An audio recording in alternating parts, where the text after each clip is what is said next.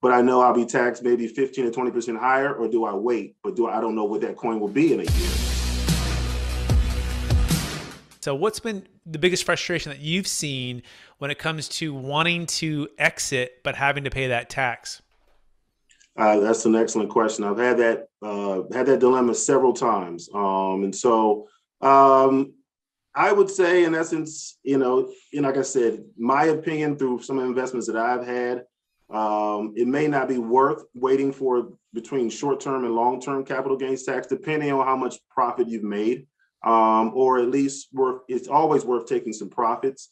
But obviously, if you wait 366 days, which in essence is considered long-term capital gains, then you'll obviously be taxed less than short-term capital gains, which is in that first 365 days. But in my opinion, I've had some coins that have ran up and made a lot, and sometimes I had that dilemma: do I want to take out now, or I can receive a lot of this profit, but I know I'll be taxed maybe 15 to 20% higher, or do I wait? But I don't know what that coin will be in a year. So that's the dilemma that you will face. But I think it depends on how large your profit margins are and how much you're willing to take a tax hit, depending on the difference between long-term and short-term. Yeah, and so Zach, I had a client. They bought Ethereum and some Bitcoin, but mostly Ethereum, and a couple out of the East Bay area. He's working in the tech industry, 60-hour weeks. She's an attorney, 2 kids. She's working 60-hour weeks, and they make a good salary, good income. But he really is a believer in cryptocurrency, and especially Ethereum at an early adoption rate.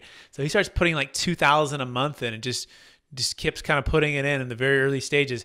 Well, his $100,000 or so investment over about a year or so, year and a half, goes up to about $9 million. Okay. Or $6 million at first in 2017, and then it crashed, and then it went up to $12 and $13 million this year.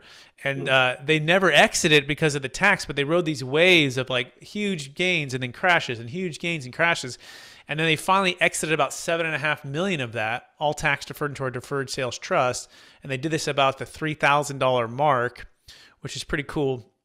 And they diversified, they got cash flow.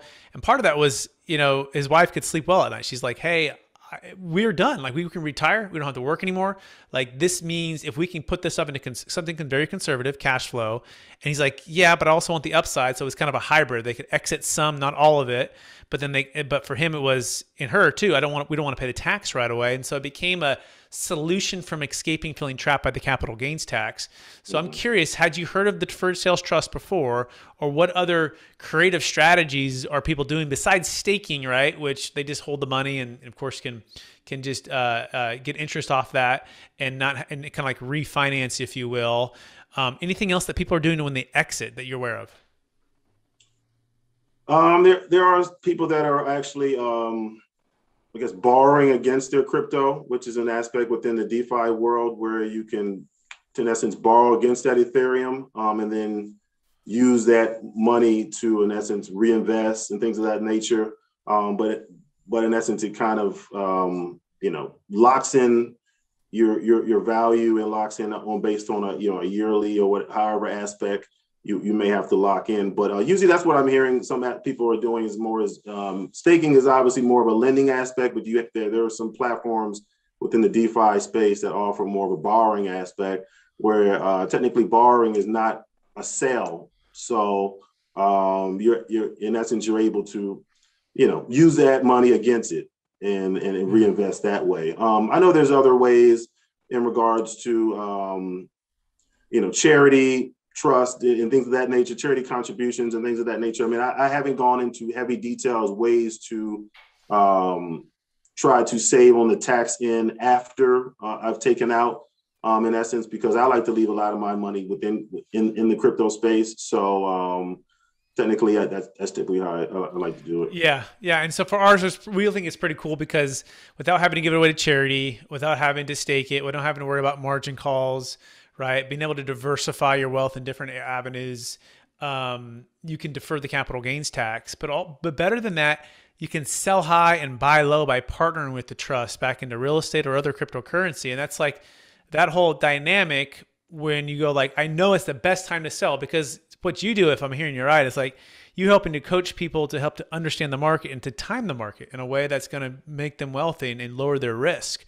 And so having something where you can, on your certainty of conviction, like this is the high or this is the low, but not having to suffer the tax consequence, having that time on your side to negotiate, or in other words, buy when you want to and sell when you want to me, that's powerful, right? And that's what the deferred sales trust. So anyone who wants to learn about that, you can go to capitalgainstaxsolutions.com.